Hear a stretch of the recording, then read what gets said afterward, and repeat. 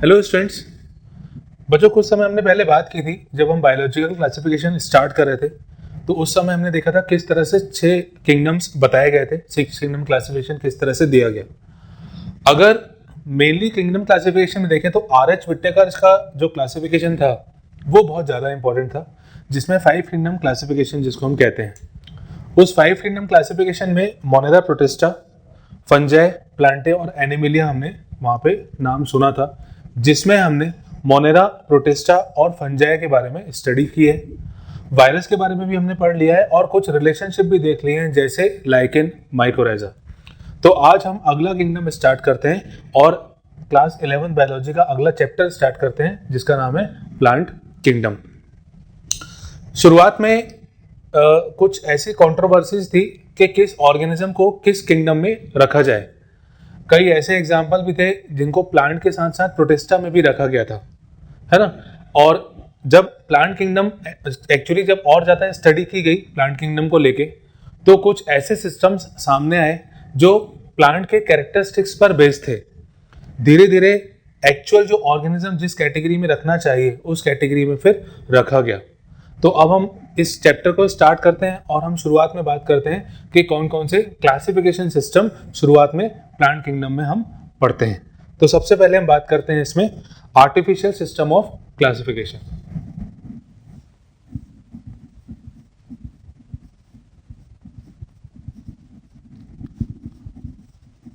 Artificial system of classification.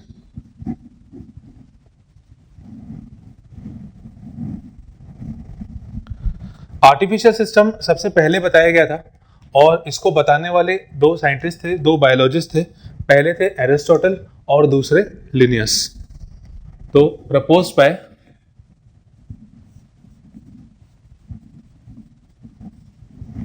Aristotle and Linnaeus.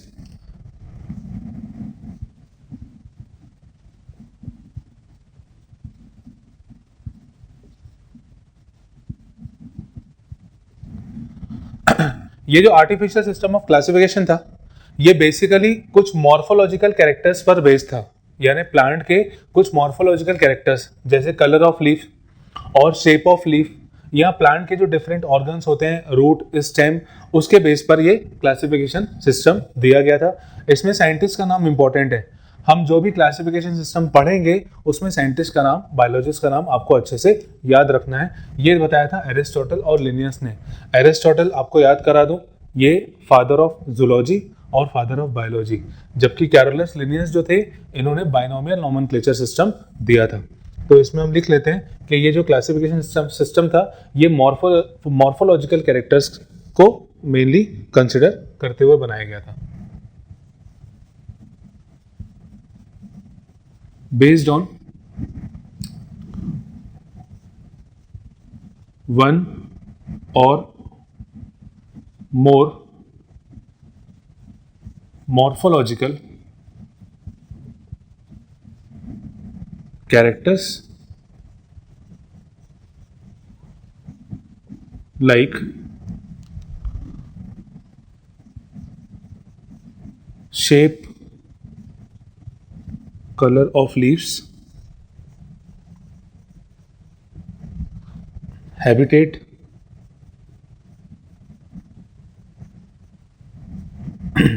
Etcetera. मतलब जो character सामने से दिखते हैं उनको कंसिडर करते हुए ये सिस्टम बनाया गया था। अच्छा, इसमें जो कैरोलस लिनियस है, उन्होंने साथ साथ में एंड्रोशियम के कैरेक्टर्स को भी कंसिडर किया था। इसीलिए लिनियस का जो सिस्टम था वो आर्टिफिशियल सिस्टम के अंदर रखा गया, और क्योंकि ये एंड्रोशियम कैरेक्टर्स को इंक्लूड करता था, इसीलिए इसे सेक्सुअल सिस्टम ऑफ क्लासिफिकेशन भी कहा जाता है। तो लिनियस के बारे में, Linnaeus also consider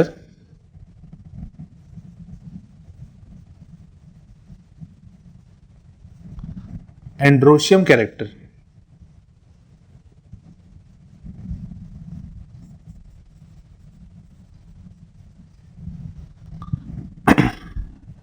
Hence,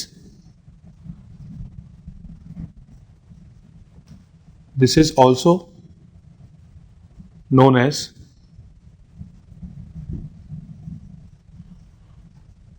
sexual system of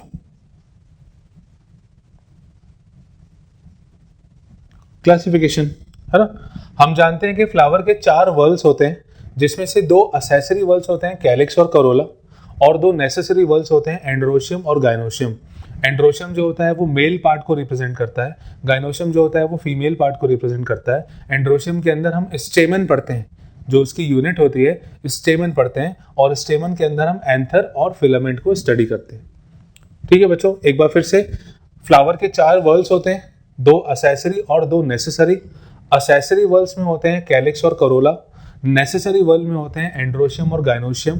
androecium जो होता है वो मेल पार्ट को रिप्रेजेंट करता है, गाइनोशियम जो होता है वो फीमेल पार्ट को रिप्रेजेंट करता है। एंड्रोशियम की जो छोटी यूनिट्स के फॉर्म में हम पढ़ते हैं उसको बोलते हैं स्टेमन। स्टेमन में एंथर और फिलामेंट होते हैं। तो ये मेल कैरेक्टर्स को इसने कंसिडर किया था, इसको इस सिस्टम को लिनियस के according sexual system of classification भी कहा गया था। तो ये वाला जो सिस्टम था ये मेनली बेस्ड था वेजिटेटिव और एंड्रोशियम कैरेक्टर्स पे। तो this system is mainly based on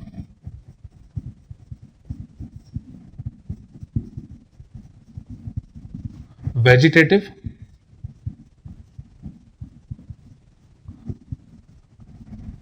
और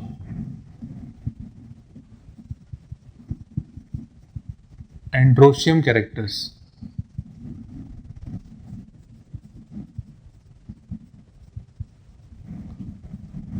पर इस सिस्टम ऑफ क्लासिफिकेशन का ड्रॉबैक क्या था, ये तो हम समझ चुके हैं, क्योंकि सिर्फ ये मॉर्फोलॉजिकल कैरेक्टर के बेस पे है, यानी बाकी प्रॉपर्टीज इसकी कंसिडर नहीं की गई थी, जो कि सबसे बड़ा ड्रॉबैक था इस सिस्टम का, पहला। दूसरा ये कि ये सिस्टम क्योंकि वेजिटेटिव प्रॉपर्टीज को इंक्लूड करता है, ठीक है, और कुछ एंड्रोशियम कैरेक्टर्स को भी इंक्लूड करता है, मतलब कुल मिला के इस सिस्टम में वेजिटेटिव और सेक्सुअल कैरेक्टर को इक्वल वेटेज दिया गया। पर हम ये जानते हैं कि जो वेजिटेटिव कैरेक्टर्स होते हैं वो एनवायरनमेंट में चेंज होने के कारण अपने प्रॉपर्टीज को भी चेंज कर लेते हैं, यानी वेजिटेटिव कैरेक्टर बहुत जल्दी अफेक्ट होते हैं एनवायरमेंटल कंडीशन से। ये इस सिस्टम के कुछ ड्रॉबैक थे, तो इसमें हम लिख लेते हैं इसके जो ड्रॉबैक्स हैं।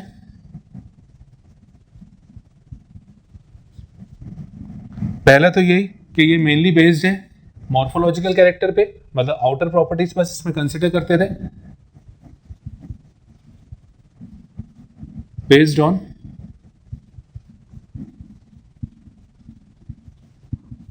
Morphological characters mainly.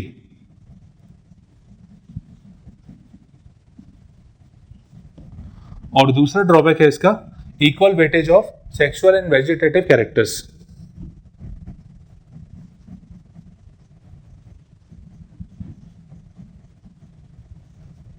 Equal weightage of vegetative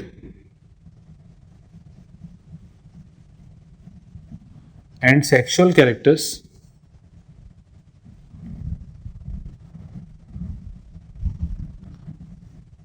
इसमें हम ये पॉइंट भी लिख लेते हैं, इंपॉर्टेंट है, कि वेजिटेटिव कैरेक्टर्स जो होते हैं वो एनवायरनमेंट चेंज से जल्दी अफेक्ट होते हैं। Vegetative characters are easily affected by environmental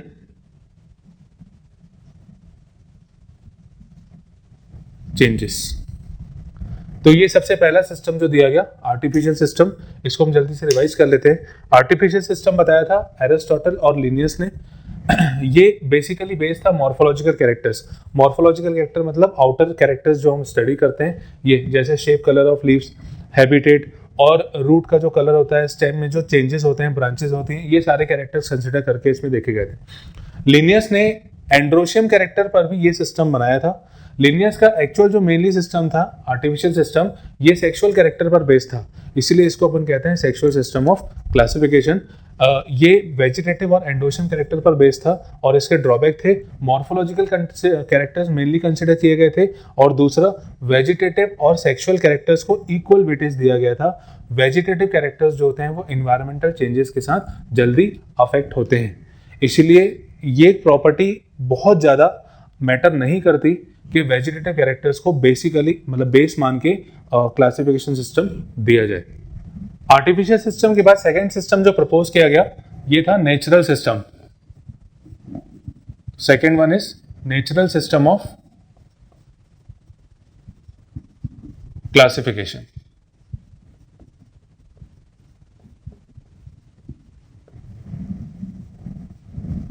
natural system of classification बताया था बेंथम एंड हुकर ने, प्रपोज बाय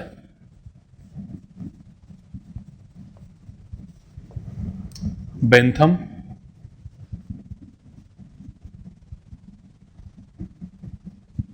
एंड हुकर। ये आपको ध्यान होगा अपन ये नाम पहले भी सुन चुके हैं। जब अपन हर्बेरियम शीट के बारे में पढ़ रहे थे तो हर्बेरियम शीट में जो लेबल होता है और उसमें जो क्लासिफिकेशन सिस्टम फॉलो किया जाता है वो इनके द्वारा दिया गया था, यानी नेचुरल सिस्टम फॉलो किया जाता है जो कि एक तरह से यूनिवर्सली एक्सेप्टेड भी है। तो इसको प्रपोज किया था बेंथम और हुकर ने। ये सिस्टम आर्टिफिशियल सिस्टम से थोड़ा सा अलग था, थोड़ा सा अलग नहीं, इसमें काफी सारी प्रॉपर्टीज को कंसिडर किया था। वहां पे सिर्फ मॉर्फोलॉजिकल कैरेक्टर के बेस पे बातें की गई थी, यहाँ पे आगे और भी ब्रांचेस को इंक्लूड करके स्टडी की गई थी, क्लासिफिकेशन किया गया था। तो it is mainly based on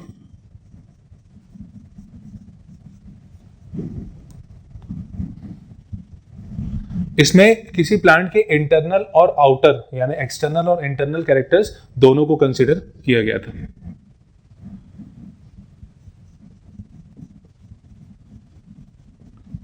internal and external characters, और दूसरा इसमें बहुत सारी ब्रांचेस को कंसीडर किया था, जैसे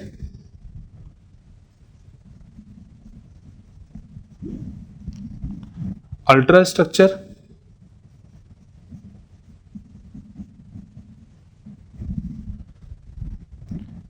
एम्ब्रियोलॉजी,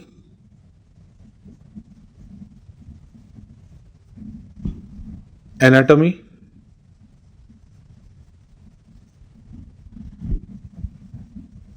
और फाइटोकेमिस्ट्री।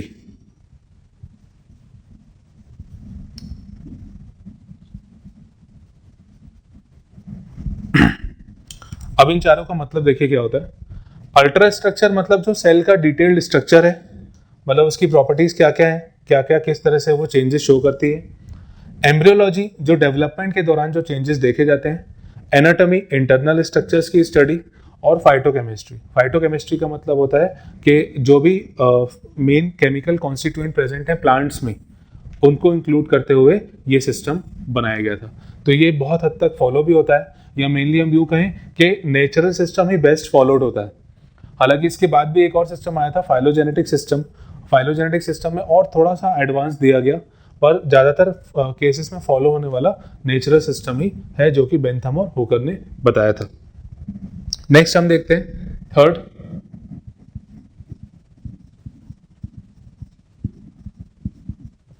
Phylogenetic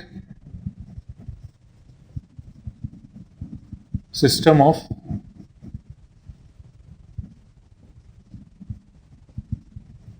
classification. इसमें कई साइंटिस्ट के नाम हम पढ़ते हैं। प्रपोज बाय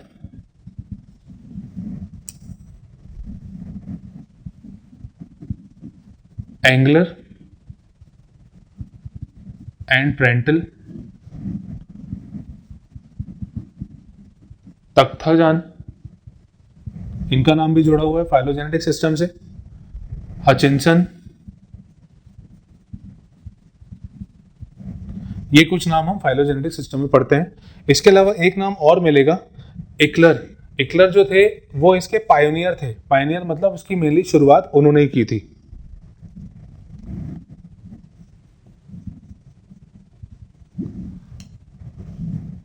इकलियर ये पायनियर थे फाइलोजेनेटिक सिस्टम ऑफ क्लासिफिकेशन की, यानी मेनली शुरुआत इन्हें की थी और बाद में डिटेल स्टडी में इन सारे साइंटिस्ट बायोलॉजिस्ट का इन्वॉल्वमेंट देखा गया था। अब फाइलोजेनी का मतलब क्या होता है? फाइलोजेनी हमें पता है क्या होता है। फाइलोजेनी मतलब होता है कि जो पेरेंटल हिस्ट्री होती है, है ना। जो नया ऑफ स्प्रिंग बनता है वो किसी ना किसी तरह से पेरेंट्स को रिजेंबल करता है, कुछ प्रॉपर्टीज उनकी शो करता है और कुछ प्रॉपर्टीज उसकी नहीं होती है। तो it is mainly based upon ancestral characters. इसमें हम लिख लेते हैं based on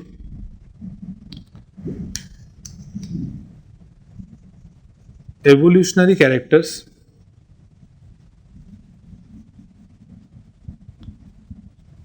of an organism.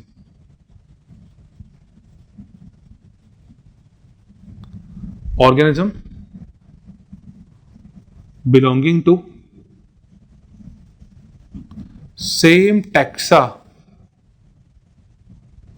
Same taxa को बिलोंग करने वाले और सेम एंसेस्टर्स जिनके कॉमन एंसेस्टर्स होते हैं उनमें।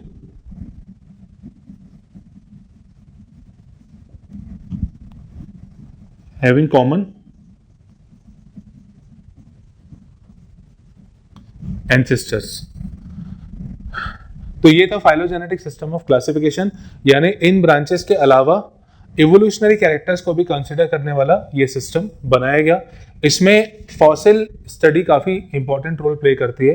फॉसिल्स के जो कैरेक्टर्स अपन स्टडी करते हैं वो बेसिकली फाइलोजेनेटिक सिस्टम के अंदर अपन पढ़ते हैं। तो अभी हमने देखा 3 तरह का सिस्टम जो बताया गया, आर्टिफिशियल जिसको सेक्सुअल सिस्टम भी कहा गया क्योंकि लिनियस के द्वारा ये एंडोशियम कैरेक्टर पर बेस्ड था। एरिस्टोटल ने बाकी आर्टिफिशियल सिस्टम मेनली बताया था, उसमें वेजिटेटिव कैरेक्टर्स को इंपॉर्टेंस दिया गया था। वहां पे ड्रॉबैक ये था कि वेटेज इक्वल था वेजिटेटिव और सेक्सुअल कैरेक्टर्स का। सेकंड आया था नेचुरल सिस्टम, ये इसमें बहुत सारी ब्रांचेस को कंसिडर करते हुए सिस्टम बनाया था। और फाइनली इवोल्यूशनरी कैरेक्टर्स पर बेस्ड था फाइलोजेनेटिक सिस्टम ऑफ क्लासिफिकेशन। इसमें साइंटिस्ट का नाम इंपॉर्टेंट है। Next topic is branches of taxonomy.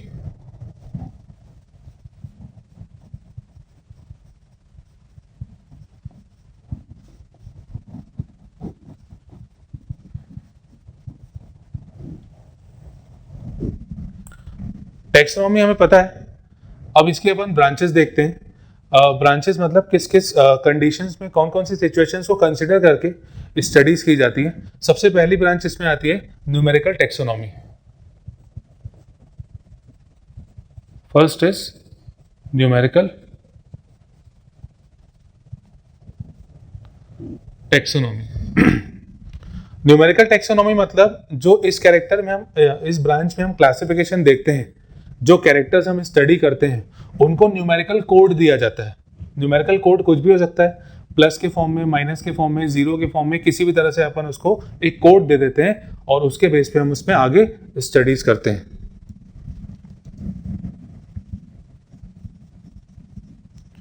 तो इसमें हम लिख लेते हैं characters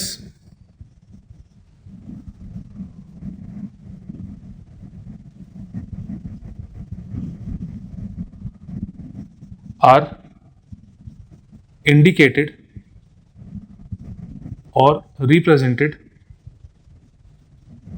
in form of codes,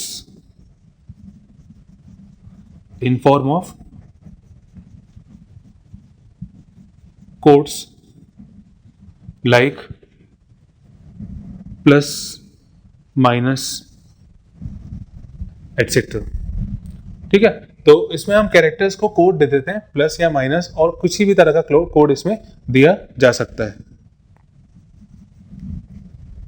अब ये जो कोड्स होते हैं, ये जो न्यूमेरिकल टेक्सोनॉमी है, इसमें हम कंप्यूटर्स की मदद लेते हैं। मतलब जो कैरेक्टर्स होते हैं उनके एनालिसिस के लिए हम कंप्यूटर्स की मदद लेते हैं। और इसका फायदा ये होता है कि एक ही समय पे कई सारे कैरेक्टर्स का एनालिसिस हम एक साथ कर सकते हैं। तो analysis of characters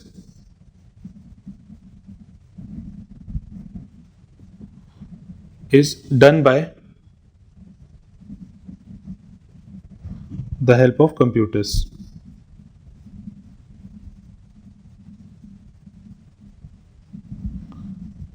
next point भी लिख लेते हैं, 100 of characters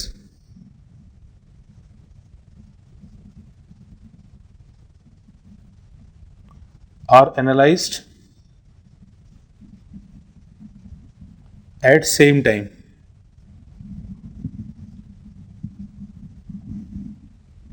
एक ही समय पे हम बहुत सारे कैरेक्टर्स की स्टडी कर सकते हैं with the help of computers. ये हो गया न्यूमेरिकल टेक्सोनॉमी के बारे में। सेकंड आता है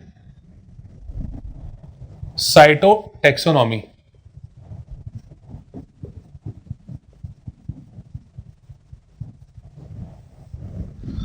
साइटोटेक्सोनॉमी नाम से इंडिकेट है। साइटो का मतलब होता है सेल, टेक्सोनॉमी मतलब स्टडीज जो भी इन्वॉल्व होती हैं, जो भी स्टेप्स इन्वॉल्व होते हैं टेक्सोनॉमी के अंदर वो सारे। तो साइटोटेक्सोनॉमी मतलब सेल को इंक्लूड करते हुए सारी चीजों की स्टडी करना। अब सेल के अंदर के इंपॉर्टेंट जो भी ऑर्गेनल वाला पार्ट है या सेल के अंदर और कुछ भी है जैसे क्रोमोसोम हो गया, इसकी स्टडी भी हम साइटोटेक्सोनॉमी के अंदर करते हैं। Based on cell study, number of chromosomes,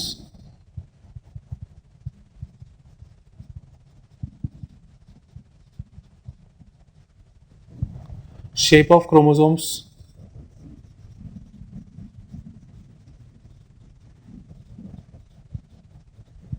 organelles,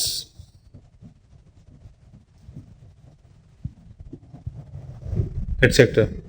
मतलब सेल की स्टडी हम इंक्लूड करते हैं, सेल के अंदर फिर सारी चीजें आ जाएंगी, जैसे नंबर ऑफ क्रोमोसोम्स की स्टडी करना, क्योंकि नंबर ऑफ क्रोमोसोम्स अलग अलग होते हैं सब में। शेप ऑफ क्रोमोसोम भी कई तरह के शेप होते हैं ये, और ऑर्गेनल्स की स्टडी करना, ये सारा साइटोटेक्सोनॉमी के अंदर का पार्ट है। नेक्स्ट ब्रांच है इसकी कीमोटेक्सोनॉमी।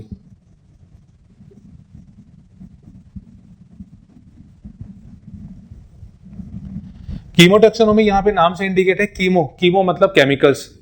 प्लांट में अलग अलग तरह के केमिकल्स होते हैं, या वो बनाता है और या तो उसमें प्रेजेंट होते हैं, ठीक है। तो इन सारे केमिकल स्ट्रक्चर्स के बेस पे ये एक नई ब्रांच बनाई गई, कीमोटेक्सोनॉमी। अच्छा, साइटोटेक्सोनॉमी में ये तो सेल की स्टडी तो है, और अगर क्रोमोसोम की स्टडी हो जाएगी तो फिर उसके लिए एक अलग से सेपरेट टर्म दिया जाता है, कैरियोटेक्सोनॉमी। तो हम यहाँ पे लिख देते हैं साइटोटेक्सोनॉमी और कैरियोटेक्सोनॉमी।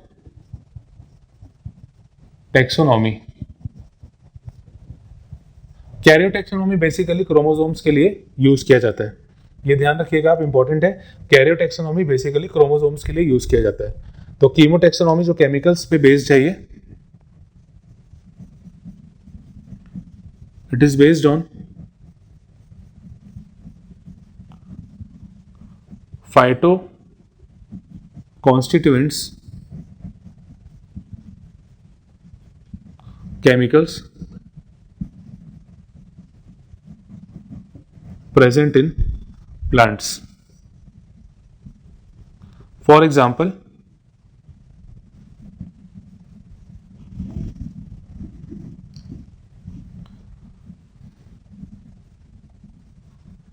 chemical composition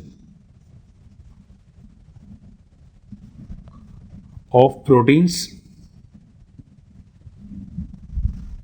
nucleic acid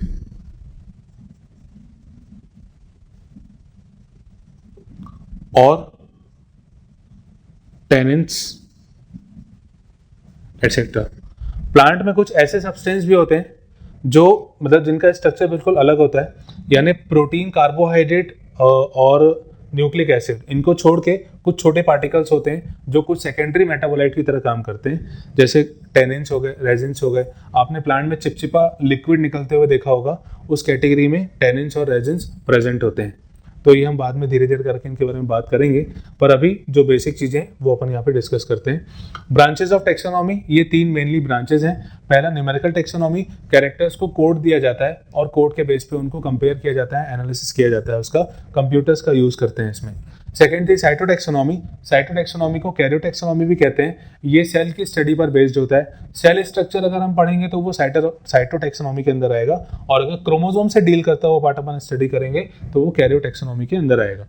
कीमोटेक्सोनॉमी chemical के बेसिस पे है, प्लांट में जो केमिकल बनते हैं या जो वो उसमें प्रेजेंट रहते हैं या जो प्रोड्यूस करता है, सारे तरह के केमिकल्स की बेसिस हम इस ब्रांच में कंसिडर करते हैं।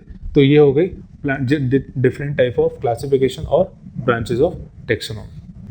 तो अभी तक हमने इंट्रोडक्शन वाला पार्ट कंप्लीट किया।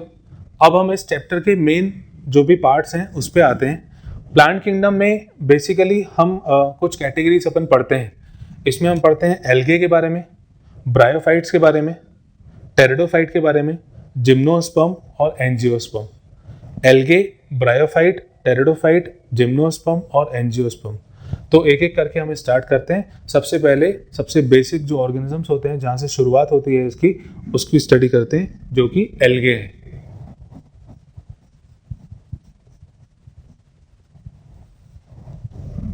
पहले हम बात करते हैं एल्गे के जो जनरल कैरेक्टर्स होते हैं, फिर इन कैरेक्टर्स को जब हम पढ़ लेंगे तो इसकी जो आगे जो टाइप ऑफ एल्गे हैं, जैसे ग्रीन एल्गे, रेड एल्गे और ब्राउन एल्गे, इनके बारे में हमें पढ़ने में काफ़ी आसानी जाएगी। तो पहले हम इसके जनरल कैरेक्टर्स देखते हैं।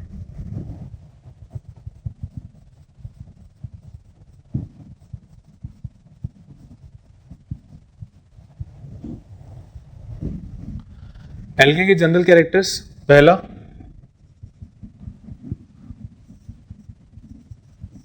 Simple thalloid body,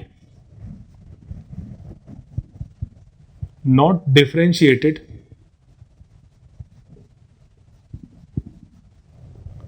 into root, stem and leaves।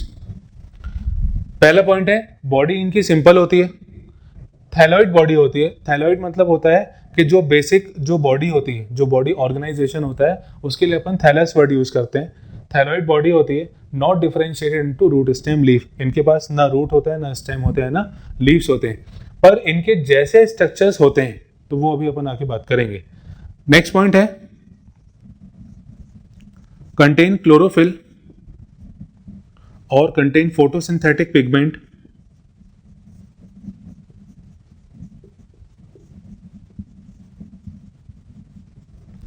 In chloroplast.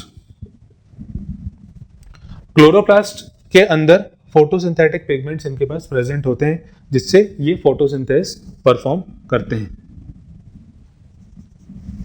Next point, ये बेसिकली एक्वेटिक कंडीशन में रहते हैं, फ्रेश वाटर में भी हो सकते हैं, मैराइन वाटर में भी हो सकते हैं, यानी हैबिटेट इनकी एक्वेटिक होती है। एक्वेटिक में फ्रेश वाटर भी देखा जाता है और मैराइन वाटर वाले ऑर्गेनिज्म भी देखे जाते हैं।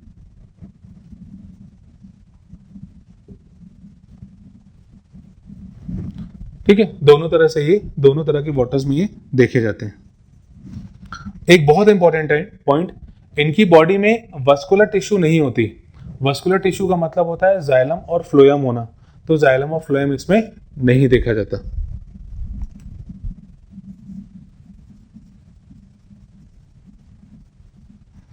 Vascular tissues are absent। Vascular system इनमें डेवलप नहीं होता है, वाटर के कंडक्शन की रिक्वायरमेंट इनमें नहीं देखी जाती।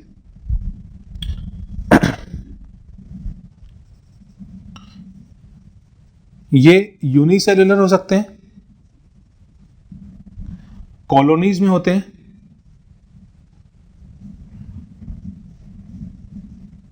कॉलोनियल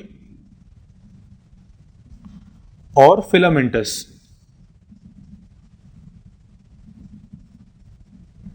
फिलामेंटस मतलब फिलामेंट के जैसे और थ्रेड लाइक स्ट्रक्चर के फॉर्म में ये दिखते हैं। यूनिसेलुलर होते हैं, कॉलोनियल होते हैं और फिलामेंटस होते हैं। जैसे एग्जांपल अगर देखें तो यूनिसेलुलर हो गया क्लामाइडोमोनास, इसका एग्जांपल अगर देखें तो इसका एग्जांपल क्लामाइडोमोनास। कॉलोनियल का एग्जांपल देखें अगर तो वॉल्वॉक्स, ये क्वेश्चन आ चुका है, और फिलामेंटस देखें अगर तो स्पायरोगायरा।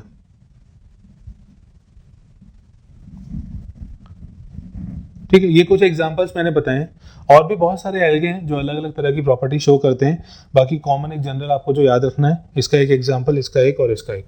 तो ये सिंगल सेल वाले, कॉलोनीज में रहने वाले, और फिलामेंटस यानी थ्रेड लाइक स्ट्रक्चर्स के फॉर्म में दिखने वाले।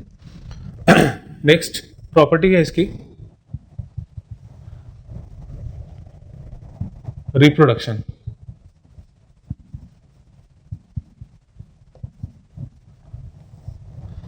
रिप्रोडक्शन ये तीनों टाइप का शो करता है, वेजिटेटिव, एसेक्सुअल और सेक्सुअल।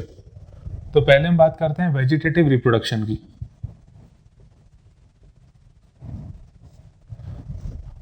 रिप्रोडक्शन, वेजिटेटिव रिप्रोडक्शन जो होता है ये बेसिकली फ्रेगमेंटेशन के थ्रू होता है।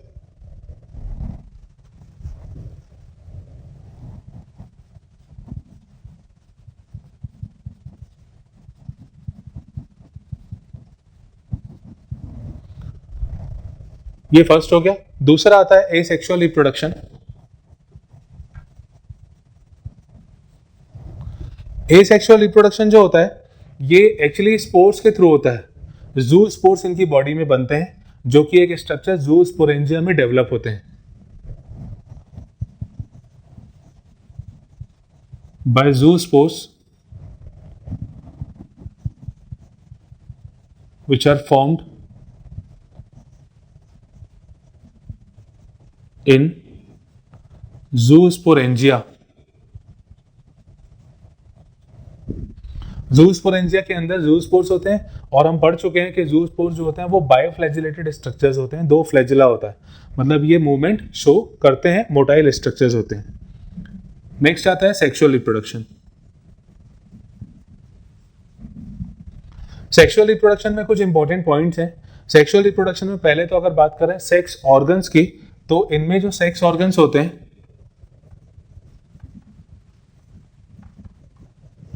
ये सेक्स ऑर्गन नॉन जैकेटेड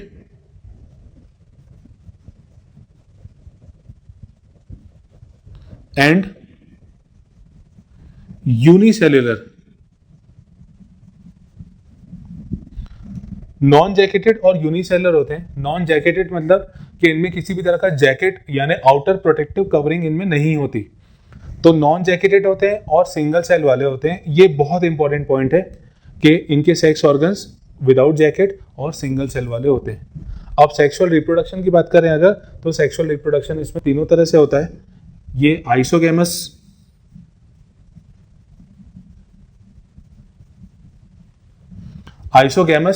और एनाइसोगेमस और ऊगेमस, तीनों प्रकार से देखा जाता है। आइसोगेमस मतलब फ्यूजन ऑफ सिमिलर गैमीट्स।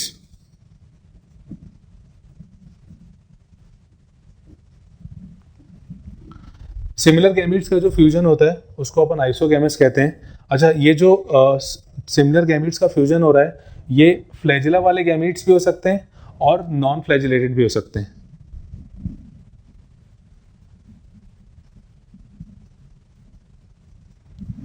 ये फ्लैजिलेटेड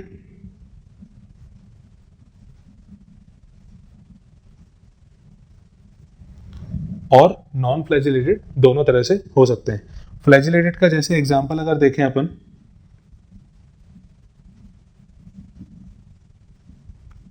क्लमाइडोमोनास और यूलोथ्रिक्स फ्लैजिलेटेड का। नॉन फ्लैजिलेटेड का अगर देखें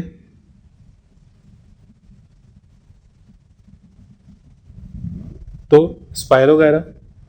फिर एनाइसोगैमस टाइप के। एनाइसोगैमस मतलब जो डिसिमिलर गैमीट्स होते हैं वो, इसको मैं यहां पे मेंशन कर दे रहा हूं। ये पहला हो गया। दूसरा एनाइसोगैमस। एनाइसोगैमस मतलब जो डिसिमिलर गैमीट्स का फ्यूजन होता है।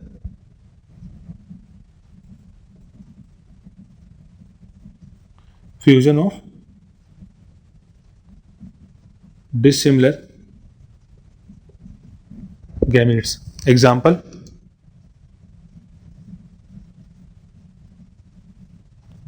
यूडोरिनम। ये बाद में एनसीईआरटी में ऐड किया गया था, अभी लेटेस्ट जो लास्ट ईयर का जो एडिशन है उसमें ये एग्जाम्पल दिया गया है। और लास्ट है ऊगैमस। ऊगैमस ये एडवांस फॉर्म है एनाइसोगैमस का। इसमें मेल और फीमेल गैमीट्स के बीच में फ्यूजन होता है। इसका एग्जाम्पल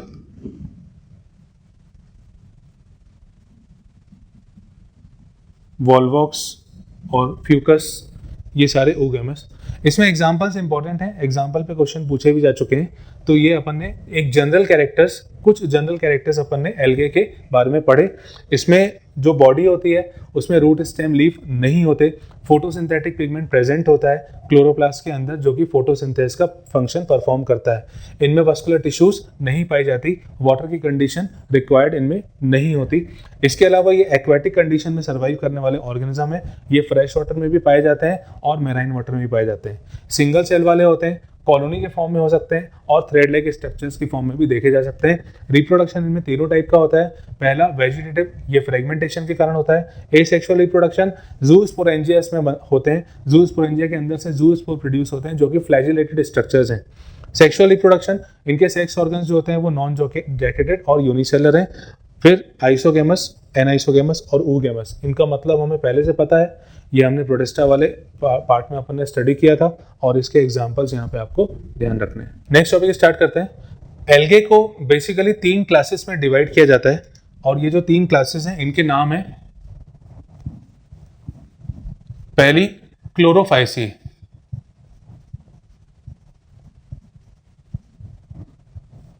दूसरी फियोफाइसी और तीसरी रोडोफाइसी।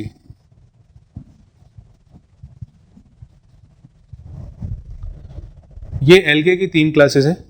क्लोरोफाइसी है, फियोफाइसी और रोडोफाइसी। क्लोरोफाइसी को हम ग्रीन एल्गे भी कहते हैं, फियोफाइसी को हम ब्राउन एल्गे कहते हैं और रोडोफाइसी को हम रेड एल्गे कहते हैं। तो एक एक करके इनके बारे में अपन डिटेल पढ़ते हैं। तो सबसे पहले स्टार्ट करते हैं क्लोरोफाइसी।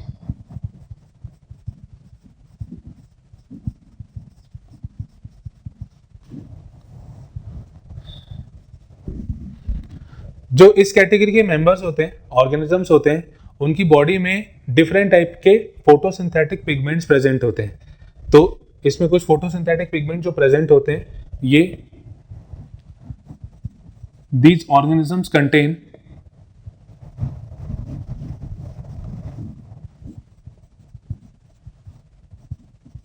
these organisms contain, अब जो जो चीजें इनमें होती है वो अपन डिस्कस करते हैं। Photosynthetic pigments,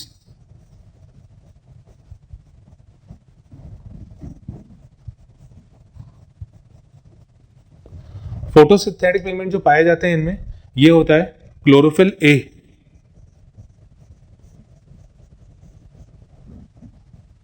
chlorophyll A, comma chlorophyll B, इसके अलावा carotenoid,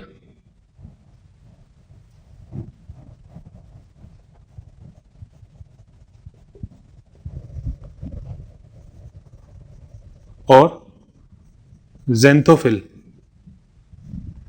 chlorophyll A, chlorophyll B, carotenoid और जेंथोफिल। मैं एक छोटा सा पार्ट क्लियर करना चाहता हूं कि एक साइंटिस्ट थे एलन और दूसरे थे आर्नोफ। इन दोनों ने मिलकर 9 तरह के क्लोरोफिल बताए थे कि 9 तरह के क्लोरोफिल होते हैं। उसमें से 2 क्लोरोफिल ये हैं, ए, बी, फिर एक सी भी होता है, डी होता है, ई होता है। फिर बैक्टीरिया में कुछ क्लोरोफिल पाए जाते हैं, उनको अलग रखा गया। तो टोटल 9 तरह के क्लोरोफिल बताए थे, जिसमें से इसमें 2 तरह के क्लोरोफिल होते हैं। अच्छा, क्लोरोफिल ए जो है वो यूनिवर्सल पिगमेंट है, यानी जो भी ऑर्गेनिज्म फोटोसिंथेसिस करेगा उसकी बॉडी में क्लोरोफिल ए होता ही है।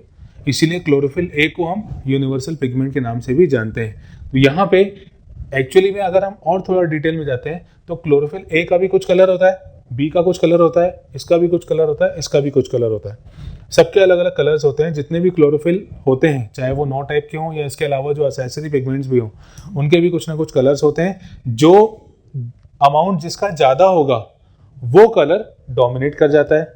यहाँ पे क्लोरोफिल ए और बी का जो अमाउंट होता है वो काफ़ी ज़्यादा होता है और क्लोरोफिल ए और बी के कारण ये जो एल्गे होते हैं इनका ग्रीन कलर शो होता है।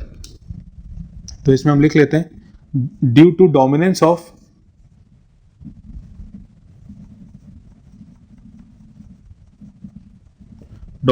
or more amount of chlorophyll A and B, these organisms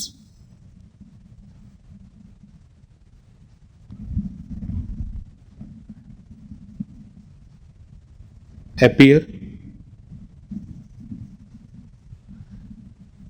green in color। ज्यादा अमाउंट होता है क्लोरोफिल ए और बी का, जिसके कारण ये ग्रीन कलर के दिखते हैं। तो इसी से हम लिख लेते हैं कि क्लोरोफाइसिए को हम ग्रीन एल्गे के नाम से भी जानते हैं।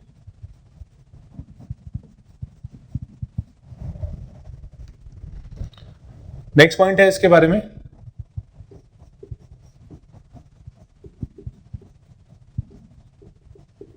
ये एक्वेटिक हैबिटेट वाले होते हैं और जनरली ये फ्रेश वाटर में पाए जाते हैं।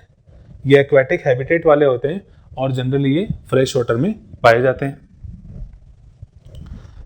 अच्छा, ये जो एल्गे होते हैं ये वैसे तो यूनिसेलुलर होते हैं, पर इसमें कुछ फॉर्म्स में कॉलोनीज वाले भी और कुछ में फिलामेंटस स्ट्रक्चर्स भी देखे जाते हैं। तो दीज आर यूनिसेलुलर, कॉलोनियल और फिलामेंटस।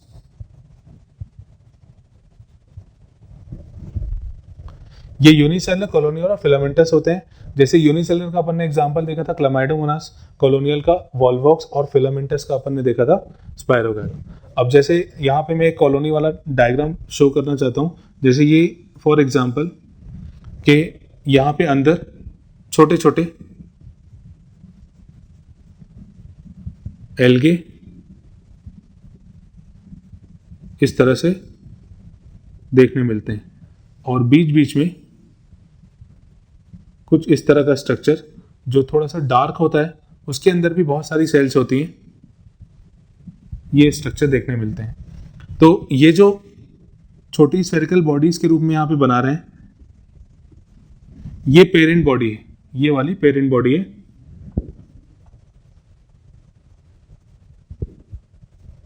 और ये जो थोड़े डार्क स्ट्रक्चर्स दिख रहे हैं, अंदर सेल्स दिख रही हैं, ये डॉटर कॉलोनीज है। ये वॉल्वॉक्स है, जो वॉल्वॉक्स जो होता है वो कॉलोनी के फॉर्म में एग्जिस्ट करता हुआ दिखता है। तो ये पेरेंट बॉडी हो गई, ये जो भी सराउंडिंग में ये सारी चीजें, और अंदर जो थोड़ा सा डार्क टाइप का स्ट्रक्चर बना है, ये डॉटर कॉलोनी को रिप्रेजेंट करता है। तो ये अगली प्रॉपर्टी हो गई। नेक्स्ट प्रॉपर्टी है इसमें कि एल्गे में कुछ लेयर्स होती हैं, मतलब इसकी जो बॉडी होती है, जो वॉल वाला पार्ट होता है, इसमें बेसिकली 2 लेयर्स होती हैं, जिसमें अंदर की तरफ जो लेयर होती है उसमें सेल्यूलोज होता है और जो बाहर की तरफ लेयर होती है उसमें पेक्टिन होता है। तो इसमें हम लिख लेते हैं कि inner wall of algae contain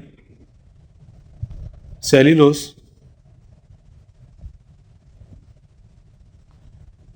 and outer layer contain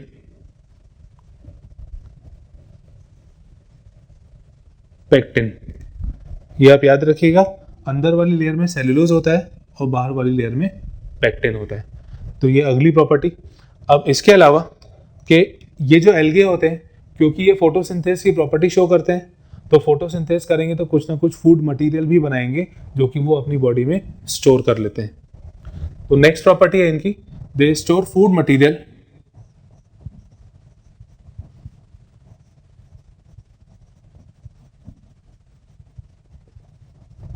in form of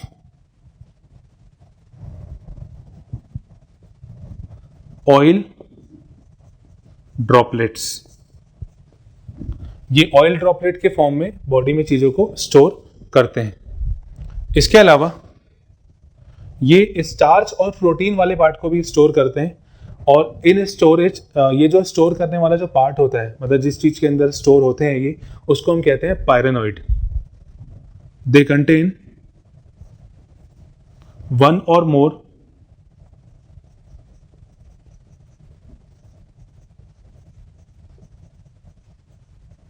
storage bodies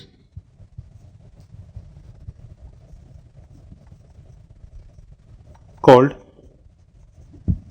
pyrenoids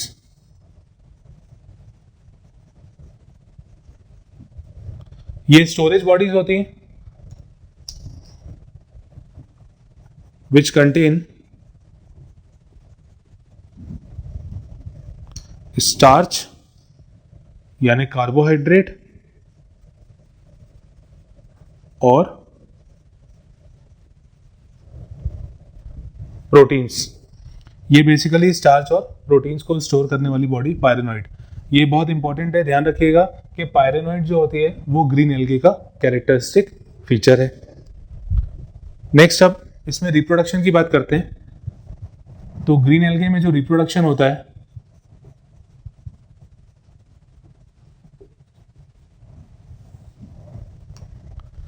पहला होता है वेजिटेटिव मेथड से,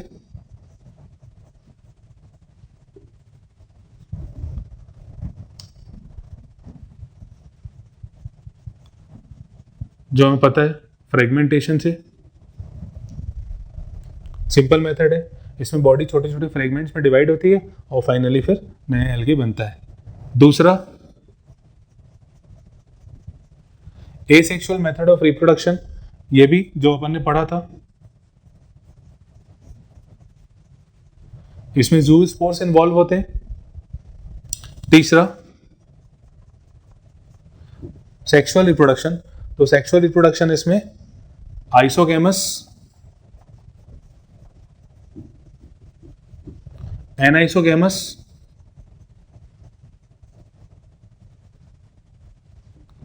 और ऊगैमस, ये तीनों तरीके से देखा जाता है। सेक्सुअल रिप्रोडक्शन तीनों तरीके से देखा जाता है। आइसोगैमस मतलब fusion of similar gametes, dissimilar gametes, और ये एनाइसोगैमस का एडवांस फॉर्म है जिसमें मेल और फीमेल सेल फ्यूज होके नया स्ट्रक्चर बनाते हैं। नेक्स्ट है ग्रीन एल्गे के एग्जांपल्स।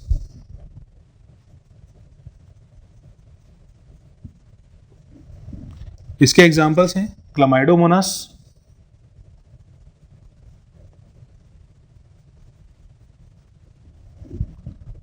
वॉल्वॉक्स,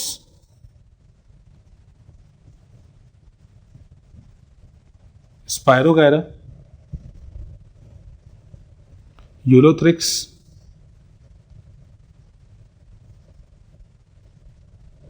कारा